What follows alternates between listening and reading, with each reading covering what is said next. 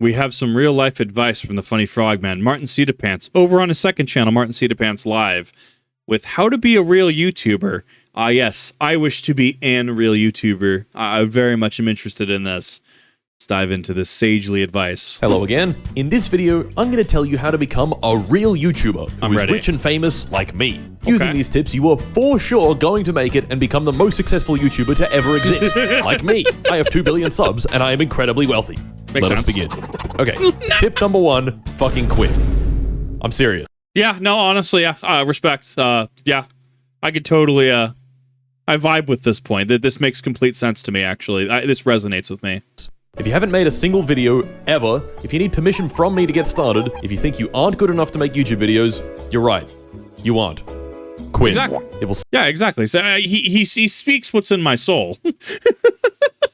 This just makes sense. Save you a lot of pain and frustration. If you don't actually like making YouTube videos, you need to think of something else. Trust me, having an audience doesn't make it easier, it makes it a job. Yeah. Just quit now and move on to something you actually enjoy. With that out of the way, tip number 2, make videos that you want to see. The easiest way to enjoy making videos is to make videos that you enjoy watching. It's really that simple. Yeah. Ignore the trends, ignore the algorithm, ignore the stats. If you make a video that you like watching, odds are other people might like watching it too. How do you make a video that you enjoy watching? Well, you need to understand what it is that you enjoy. Pick a YouTuber that when you see a new video from them in your feed, you stop what you're doing and watch it. Why? Why are you watching it? Think about it. If you ever use the like button, go through your likes. Watch through these videos and try to nail down what it is that you actually like about them.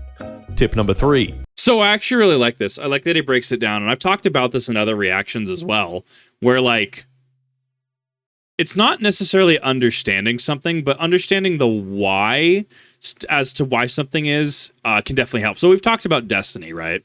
I'm going to break it down as simple as possible. I'm going to get really nerdy here for a minute. It's not going to be super long, but kind of explaining how I get to certain conclusions, right? So Destiny 2, obviously a lot of controversy surrounding it. A lot of, well, this weapon used to be this, this used to be this meta. Buffs used to stack, you could stack bubble of, like Titan's bubble on Well of Radiance, right? You used to be able to do X, Y, Z. And so I have to question, okay, like why are they leaning into seasonal artifacts so much? Why are they leaning into releasing newer and better? Why are they doing certain things? Why are they balancing the game in certain ways? Why are they making some classes like Arc in Heresy right now is pretty broken? It's pretty busted. But other seasons, you have Strand, which is kind of the busted one, right? So understanding how other games have played out. So think games like Magic the Gathering, right? How they've kind of solved power creep in a sense, in a way, by doing rotation, right? So a game like Yu-Gi-Oh! Is more akin to Destiny, where you can, as long as it's not on a ban list, as long as it's not, limited in some capacity, you can run it. You can use any gun in Destiny that you've had drop, any gun, sword, glaive, etc. But it plays into more of that standard rotation when you start talking about what's good in a season. So in Heresy right now, we have trace rifles, which are bonkers. We have particle deconstruction, which is good for fusion rifles, right? Yeah, like linears as well, right? So 1K was seeing experimentation early in the season, and you kind of play into that. You play into Void this season. You play into now Strand this season with Act 3 of Heresy. You play into Arc because it's very good. And it's not to say that you can't play Solar, you can't play Stasis. You absolutely can. But if you play into the rotation, quote unquote, if you play into that into the format, you can see generally better results. So just things to notice, just things to think about. It's not so much understanding, well, this artifact is here and, trace rifles are kind of good right now. Things like Queensbreaker right now as an exotic are pretty good. And you start to ask, but why are they doing it this way? And it's to help kind of keep the game fresh. It's kind of help give a pseudo rotation, so to speak, make certain things meta, make certain things shuffle them out. I mean, I was around for Fallen Guillotine format. Okay, Spin to Win was a format. I missed that sword. It was dumb, and it makes sense why they took that. Like, it makes sense why it doesn't do what it used to. But the long and about way of this is, I agree, and I think martincitopants is absolutely on the correct track here. I think that he brings incredibly sagely advice to the table in regards to asking why. The best question you can ask in life is why, and more people need to ask why. You can understand something, sure, you can have knowledge of the thing, but why is the thing? that will open more doors than just accruing knowledge. Steal someone else's style. Preferably Yeah. multiple people's styles instead of just one, but one is also fine. Take your favorite YouTuber and just make stuff that they would make. Suddenly, you're holding yourself to a higher standard, and you're probably also learning a whole bunch of stuff. As time goes on, you'll naturally sprinkle in your own ideas until eventually you're making something totally new and different. Right. Tip number 4. Despite what That's how your style develops. Absolutely. I mean, there's things that I have from multiple creators, martincitopants included, that I'm like, yeah, I would like to do this. I might not maybe have the skill to do some of the shots that he gets, right? Do some of the edits he does. But I mean, that you can get that over time, right? Most of what takes up my time right now, and I've talked about it in a few others. Like I have the VOD channel, right? This is mostly where I just do kind of streams, post some stream backlogs, and do like episodic let's plays and stuff. Mostly that has to do with time. That has to do with needing to make sure that I'm getting at least 2 videos out on the React channel a day, which, as minimal effort as it sounds, takes a little more effort than you'd think it would. And especially if I start going to 3 videos a day, it burns me out. To which is why, unfortunately, I have yet to put out edited work. I have ideas. I absolutely have things that I would like to do, but I don't feel secure enough to leave the React channel unattended for extended periods of time, because I've tried other things. I tried Twitch work, and that's the thing as well, right? Like, no, you can absolutely, take style inspiration from others, but if people want to know you for one thing and you try to do another, that is also something to take into consideration. If you're known for React content and you start going into heavily edited work, it could succeed. It could fail. I mean, arguably the best way to figure out if something is going to work or not is to be, hey, we're going to go try this out. And it worked or it didn't work. Okay, cool. Or maybe it has a delayed blow up, right? And after a while it works. But it doesn't work in the immediate. Okay, and then goes into his prior point of why did this work, like asking why. But some people say gear absolutely matters. No matter how interesting the video might be, no one's gonna watch more than 7 seconds if your audio sounds like you're trapped in a jet engine. Some YouTubers say buy gear that suits your level and expand and upgrade as you gain viewers. These people are fucking stupid. If you are truly in YouTube to win YouTube, why would you settle for an okay computer you can use now when you can buy an ultra epic computer that will last you several years? When you think about it for more than 2 microseconds, you'll realize that you're not only investing in your business, you're investing in your future. Take out a loan, buy an RTX 5090, a 49-inch monitor, a Sony a7S III for your webcam, a Shure MV7B, soundproof your entire room, then soundproof the soundproofing, lighting, server racks, the most expensive editing software known to man. Just know that the more money you spend on YouTube, the more success you will get. It is completely linear. Tip. I love that. I really love that he's weaving satire in and out. Like there's actual good bits in this, and there's also satire in this, and they're weaving together beautifully. Kind of like once again, nerdy AF. I mean, kind of like Rude of Nightmares, the light and dark weaving between each other within the raid. I absolutely love this. Like, there's definitely, if you go into this video blind, right, there's absolutely some good things to take away from this. However, there's also some subjective bits. Absolutely. I'm running off of a... What am I running? I'm not running off of Shure. I'm running off of, I think, a Ethos Earthworks. I can't remember what my mic offhand. I'd have to look into it. I went through, I ended up purchasing a few really good mics. I'm not on like uber high-end podcast mic level. There's definitely room to grow. And I think that there is something to be said for like, he's absolutely correct. He's absolutely correct. Like, if it sounds like you're in a jet engine, no one's going to care, right? Audio is, in fact, very, very important, and I've picked up on that. And that's, in fact, why, like, if I need audio done, I will just pay someone who I know specializes in audio to do the thing. I will approach them and say, hi, I need this done. How much do you want for this? What? Like you're not going to... No, how much do you want? Because that is your time, your work. You know how much that is worth. I will pay that. You getting beside the point there. Like, there is a lot of good to pull from this, and there's a lot of subjectivity to it as well. I would, if you're able to have like a pretty soundproof environment and you're able to make it work, sure, make a Snowball, make a Blue Yeti work, right? I've had to go to a studio mic at this point. I will not be going back to from a studio mic at this point. In fact, there's like 7 or 8 filters on this currently as I am saying it, being, doing the microphone thing to taking it in and thus to your ear holes, right? There's a number of filters working with the microphone in tandem to get what you see. And even then I could be balancing it a little better as well, de-essing it a little bit so my S's don't sound a little more like snakes.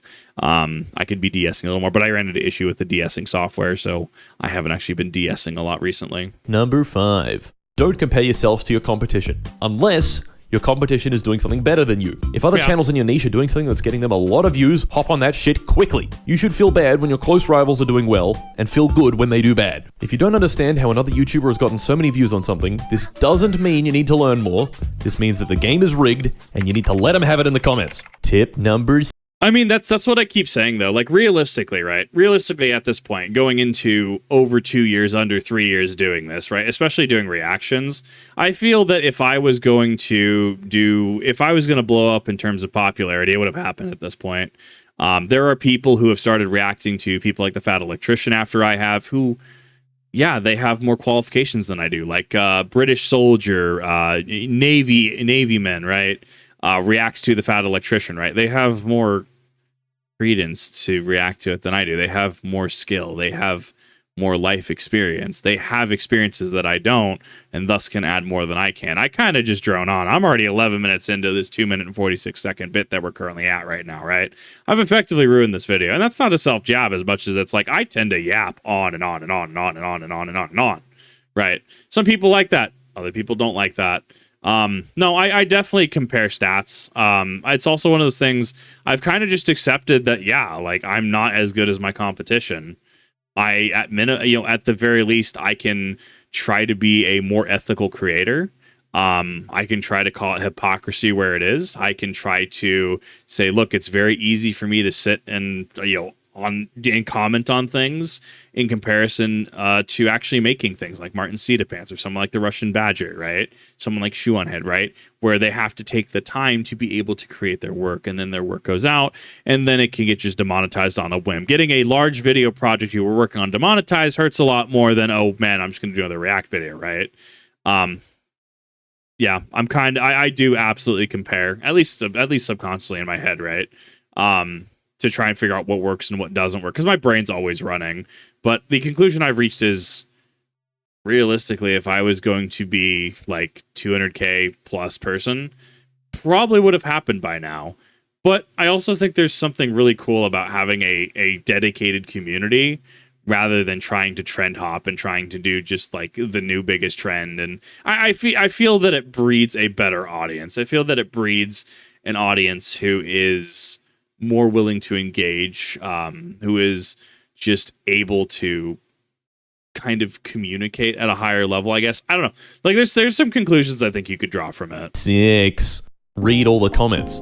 Make sure you heart react all of them and reply to even the most inane, dumb fuck-ass words you have ever laid your eyes on. But most importantly, find and pin the most hateful comment. Comments contain a lot of wisdom, particularly hate comments, which see through your vapid attempt at a YouTube channel and provide everyone who reads them a glimpse into the deep, pathetic recesses of your soul. Make sure that every time you look at one of your own videos, it has something negative pinned. I don't want you having any sense of self-worth. You are literally just numbers on a screen, and your entire purpose on this earth is to make those numbers go up. Tip number 7. Upload as frequently as possible.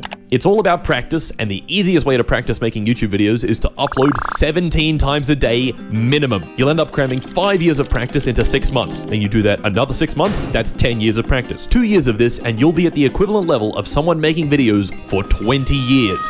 I mean, it's so funny because like that is literally the logic of the Stephen He bit of your cousin Timmy worked how does Timmy have 10 years of job experience? He worked 2 full-time jobs for past 5 years. It's the Stephen He logic, and I love it.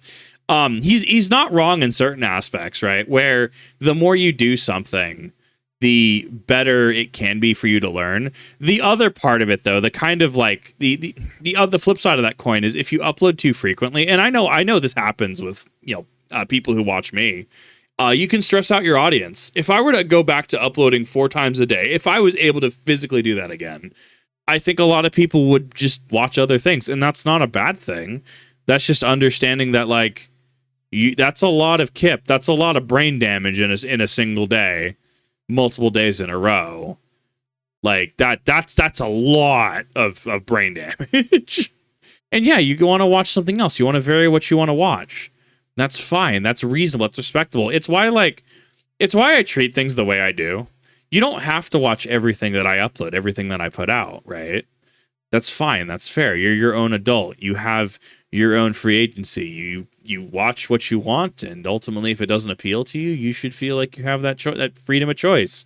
As much as I would assume YouTube courses, marketing courses, etc., would say otherwise, because you want to make sure that you're, retaining. You want to make sure that you're, making repeat customers, etc. Look, man, I'm just here to chill. I'm here to just vibe, for lack of a better word. Yeah, like there's truth in here. There's also memes in here, and they're blending together seamlessly. Quote Sun Tzu, one must spend 10,000 hours of dedicated practice to master that shit gangster. Nice. Sun Tzu. Most people trying to give you advice on YouTube will tell you to focus on quality rather than quantity, but most people trying to give you advice on YouTube are also dumb. If you're starting out and don't have any experience with making videos, then you'll just end up spending 3 months creating the best video you possibly can, learning a lot in the process and gaining experience honing your craft.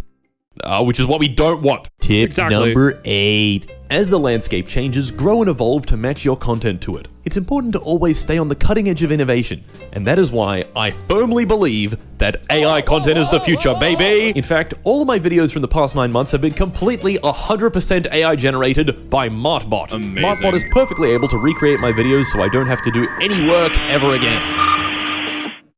Dude, I'm gonna be like... I'm gonna be foot in the grave, and I will still be hearing just the electronic, the funny. I will still be hearing the dial-up noise. That is one of those that you don't forget. Initiate Cabbage. No! You may laugh now. Tip number 9. Success on YouTube is all about attention, and nothing gets people's attention like pure distilled controversial hatred. That's right, fuel the racist pipeline, accuse other channels of being pedophiles, make 15 videos about MrBeast's career being over. Fuck it, scream the N-word, I don't care, trust me. This dramatically increases engagement, and without engagement, you're worth less than the pitiful worm. Tip number 10. That's the thing, and I keep saying that. Like, so there is the philosophy that there is no bad publicity. And that does feed into metrics in a sense where metrics do not care if the engagement does not care if it is positive, negative, or neutral, right? So you could say the funny words and people could be, hate commenting, etc., hate watching, but it is still feeding the algorithm. I personally disagree with the philosophy that all attention, all publicity is good attention and good publicity, strictly on the understanding that I think it starts attracting the wrong crowd. If I tomorrow were to start reacting to some pretty real world and heavy subjects, it's like, who is that going to attract? Why are certain people coming in with certain subjects, right? And going back to a prior point, asking why. Why is literally the best question that you can ask yourself and ask anything, right? And if you ask why to something and you don't have more questions or you're unable to generate more questions, you've probably asked the wrong questions. Like, that is, asking why is the best thing that I can literally recommend to somebody. The second most important tip on this entire list. All the other tips only work if you follow this tip exactly. On the first Saturday after the blood moon, proceed to the tallest mountain by horseback, take off all your clothes, strangle a goat to death, cover yourself in goat blood and feces, and repeat this incantation.